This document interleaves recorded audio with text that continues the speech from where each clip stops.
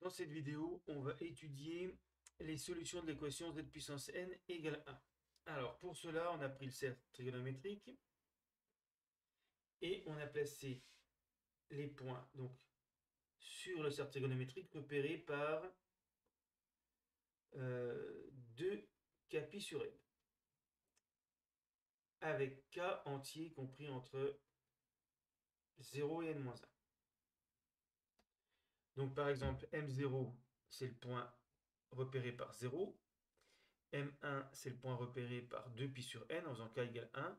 M2, 2 fois 2π sur n, 4π sur n, 6π sur n, 8π sur n, 10π sur n, etc. Mk, plus généralement, c'est le point repéré par 2kπ sur n. Et Mn-1, c'est le point repéré par 2n-1π sur n. Et comme k est entre 0 et n-1, pour n-1 par exemple, on s'aperçoit que n-1 sur n étant plus petit que 1, ce nombre-là est plus petit que 2π. Donc, on est sur le premier tour pour chaque point m indice k. Alors ça veut dire que m indice k, son affixe dans le plan complexe, c'est exponentielle de i 2 kπ sur n.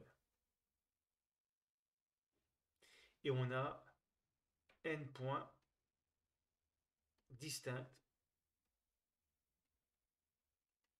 sur le cercle trigonométrique.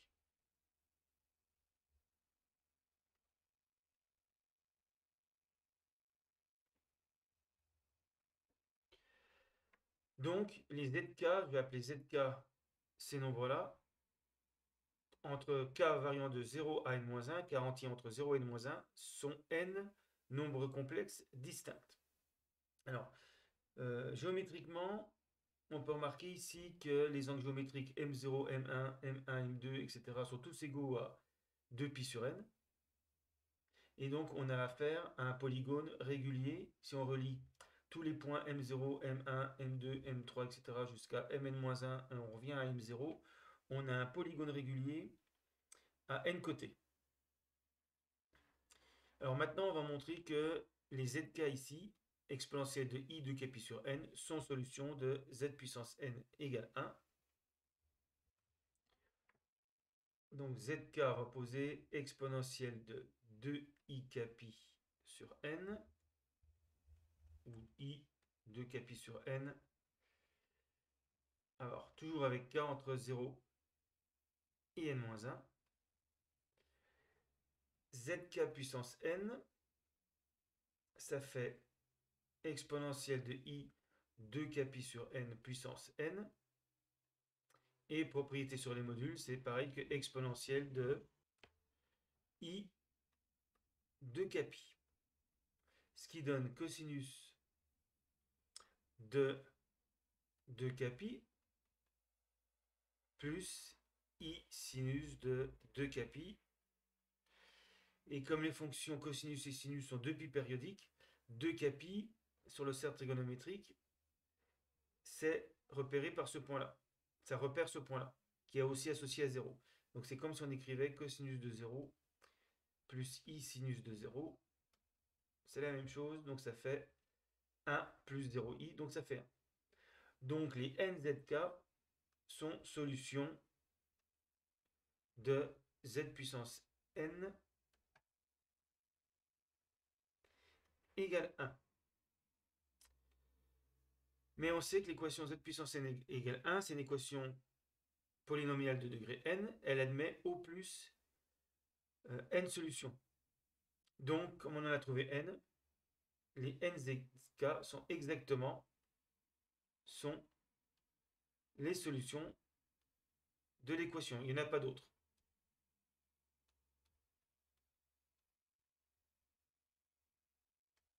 Donc, propriété vue dans le chapitre, dans le paragraphe sur les polynômes à coefficient complexe, il n'y a pas plus de n solutions à une équation polynomiale de degré n.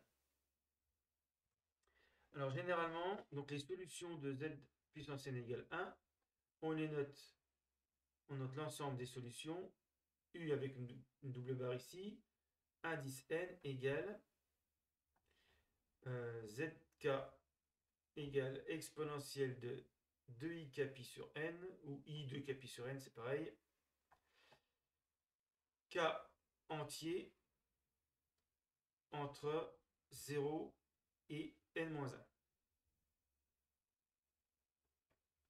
Donc voilà comment on note les solutions. C'est ce qu'on appelle les racines énièmes de 1.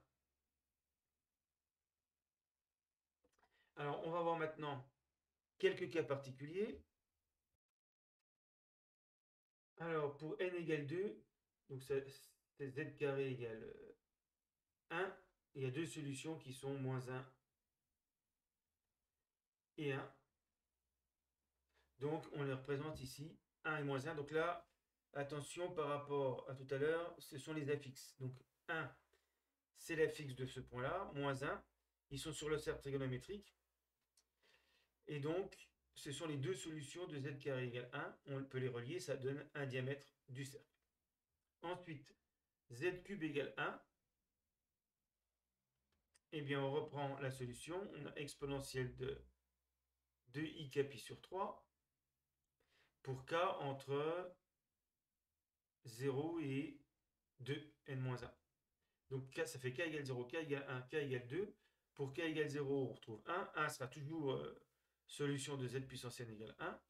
Ensuite, si on fait k égale 1, ça fait 2 pi sur 3.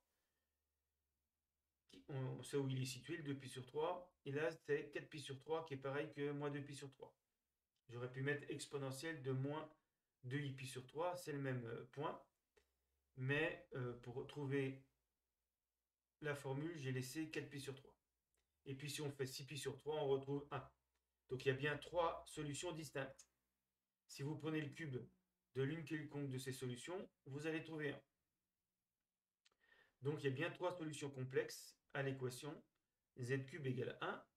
Et ça forme, les points images forment un triangle équilatéral. Ensuite, z puissance 4 égale 1. Donc là, 2 pi sur 4, ça fait pi sur 2. On va être pi sur 2 en pi sur 2. Donc la première solution, c'est 1. La deuxième solution, c'est i, exponentielle de 2i pi sur 4 ou exponentielle de i pi sur 2. Exponentielle de, en faisant k égale 2, ça fait 4 pi sur 4, donc ça fait exponentielle de i pi, ça fait moins 1. Et puis, la troisième solution, la quatrième solution, c'est moins i. Les quatre solutions forment un carré. Ensuite, le pentagone régulier. Donc, il faut prendre z puissance 5 égale 1. Donc, si j'applique toutes les solutions, k va varier de 0 jusqu'à 4. Pour k égale 0, ça fait 1. Pour k égale 1, ça fait 2 pi sur 5. Pour k égale 2, 4 pi sur 5. Pour k égale 3, 6 pi sur 5, 8 pi sur 5. Et puis j'ai mis les affixes, donc c'est exponentielle de 2ik pi sur 5. Et donc là, les 5 solutions donc de z puissance 5 égale 1 forment un pentagone régulier. Et puis le dernier, c'est n égale 6. Donc 2ik pi sur 6 pour k variant de 0 à 5. Ça donne toutes ces valeurs. Donc j'ai pas laissé 2i pi, j'aurais pu mettre 2 pi sur 6, ça devient pi sur 3. 4 pi sur 6, c'est 2 pi sur 3. Là, on retrouve moins 1, il ne faut pas l'oublier. C'est l'une des solutions. C'est quand on fait k égale 3, ça fait exponentielle de i pi, donc moins 1. 8 pi sur 6, c'est 4 pi sur 3. Et 10 pi sur 6, c'est 5 pi sur 3. Donc on a bien 6 solutions à l'équation z puissance 6 égale 1 qui forment sur le cercle trigonométrique un hexagone régulier.